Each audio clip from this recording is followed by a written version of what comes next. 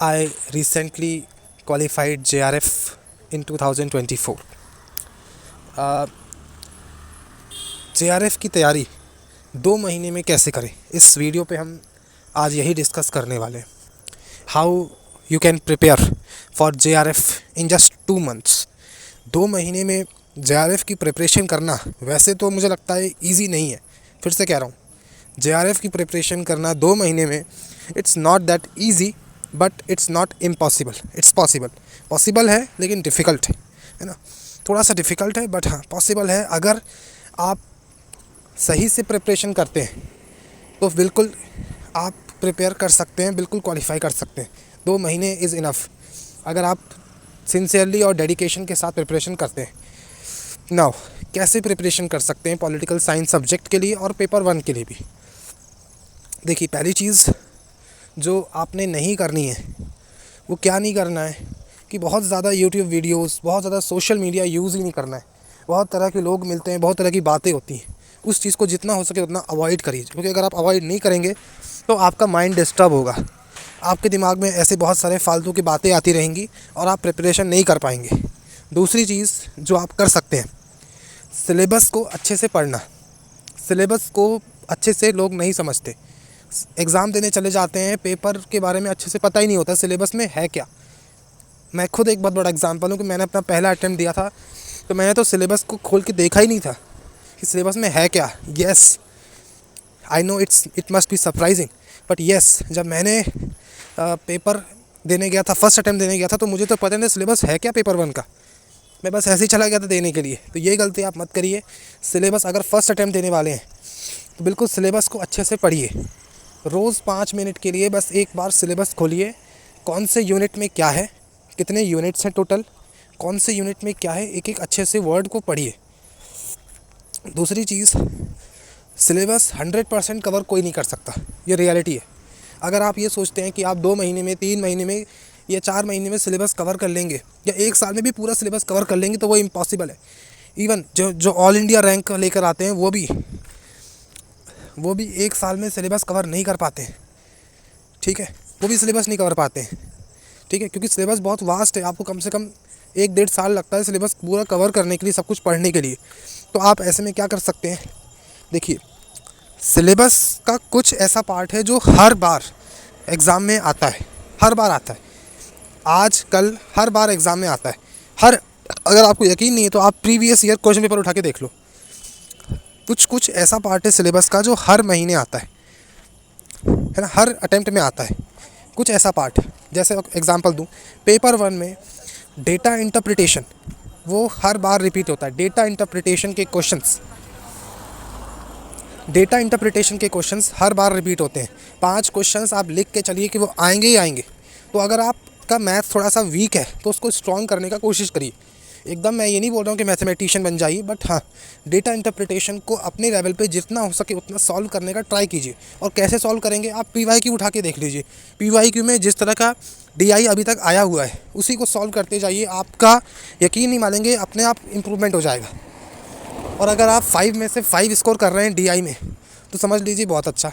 फिर एक पार्ट आता है पेपर 2 का, रीडिंग कम्प्रीहेंशन। वो भी 5 क्वेश्चन कंपलसरी हैं, वो तो आएंगे ही आएंगे, तो उसको भी अच्छे से प्रिपेयर कर लीजिए। मॉक टेस्ट सीरीज़ लगा के देखिए और एनालाइज़ करिए।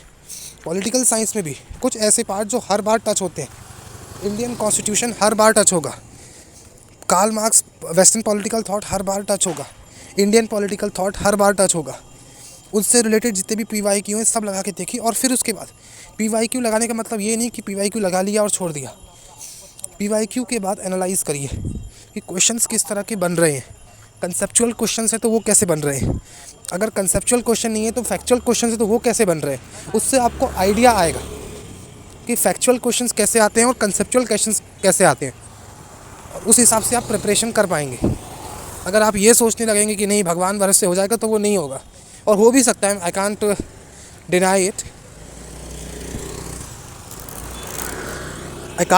डिनाई इट, लेकिन हाँ, अगर एनालाइज़ करें, मॉक टेस्ट सीरीज़ लगाएं।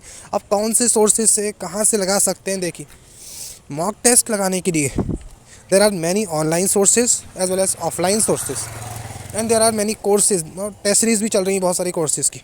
बहुत सारे एजुकेशनल जो है प्लेटफॉर्म्स हैं, वहाँ के भी टेस्ट सीरीज़ लगा सकते हैं। बट हाँ, मैं यही बोलूँगा, जो ऑथेंटिक टेस्ट सीरीज़ आपको लगे, जो आपको लगे कि यार ये प्लेटफॉर्म ऑथेंटिक टेस्ट सीरीज़ दे सकता है या कंटेंट इनका ऑथेंटिक है, तो बिल्कुल आप लगा सकते हैं। पेपर 1 के लिए कुमार भरत सर की टेस्ट सीरीज़ आप लगा सकते हैं, या फ्री वीडियोस भी देख लें तो भी काम हो जाता है। पेपर 2 पॉलिटिकल साइंस के लिए, पेपर 2 पॉलिटिकल साइंस के लिए अगर आपको मॉक टेस्ट सीरीज़ लगानी है, तो मेरे हिसाब से अगर फाइनेंशियल सिचुएशन ठीक नहीं है तो बिल्कुल you can do one thing, कि आप ये करिए कि सिचुएशन को देखिए कि सिचुएशन है क्या। मोस्ट इम्पॉर्टेंट थिंग इज़ कि पॉलिटिकल साइंस में अगर आप मॉक टेस्ट सीरीज लगा रहे हैं, ये देख लीजिए कि वो PYQ के अकॉर्डिंग वैसे क्वेश्चन है कि नहीं है, क्योंकि बहुत से ऐसी मॉक टेस्ट सीरीज़ है मार्केट में जो कि PYQ के अकॉर्डिंग नहीं बनाई जाती हैं, है ना। PYQ में कुछ और पूछा जा रहा है और मॉक टेस्ट में कुछ और ही चीज़ें पूछी जा रही हैं, या पैटर्न, क्वेश्चन का पैटर्न लेवल एकदम ही अलग है। तो ये चीज़ आप बिल्कुल मत करिएगा, है ना। और मॉक टेस्ट सीरीज़ लगाने के बाद आप सब्जेक्टिव पार्ट भी पढ़िए, है ना। सब्जेक्टिव पार्ट थोड़ा सा पढ़िए, फिर उससे रिलेटेड PYQ देखिए। फॉर एग्जांपल, अगर आप पॉलिटिकल साइंस का यूनिट 1 पढ़ रहे हैं, पॉलिटिकल थ्योरी पढ़ रहे हैं, लिबर्टी पढ़ लिया, इक्वालिटी पढ़ लिया, फिर ये जस्टिस पढ़ लिया, इनसे रिलेटेड क्या क्या PYQ आ चुके हैं आप वो देख लीजिए। PYQ की अलग बुक भी आती है, अगर आप बुक खरीदने जाए तो वो भी खरीद सकते हैं, जिसमें सिर्फ और सिर्फ UGC net paper 1 paper 2 political science अलग PYQ बुक भी आती है, जिसमें एक्सप्लेनेशन दिया जाता है हर साल, है ना। पिछले 3-4 साल 10 साल के पुराने जितने भी PYQ हैं सबका एक एनालाइजेशन उसमें दिया जाता है। तो बुक्स भी आप खरीद सकते हैं चाहे तो, उससे भी बहुत हेल्प करेगी। मेरी बात मानिएगा, रोज़ एक PYQ, एवरीडे एक PYQ लगाइए, एक पेपर 1 का और एक पेपर 2 का। रोज़ पढ़िए सब्जेक्टिव, और रोज़ एक पेपर लगाइए। सब्जेक्टिव कहाँ से पढ़ सकते हैं, तो सब्जेक्टिव के लिए या तो आप बुक पढ़ लीजिए, कोई सी भी बुक आप ले सकते हैं। पेपर 1 पेपर, देखो सोर्सेज सब जगह सेम है। महात्मा गांधी की डेथ हुई 1948 में, तो वो तो सब जगह सेम ही है, बस लिखने का स्टाइल, लिखने का पैटर्न अलग अलग है। तो आपको ये देखना है कि कौन सा पैटर्न आपके लिए कंफर्टेबल है। This was this was the complete strategy for both paper 1 and paper 2 political science. If you like the video, subscribe. Thank you so much.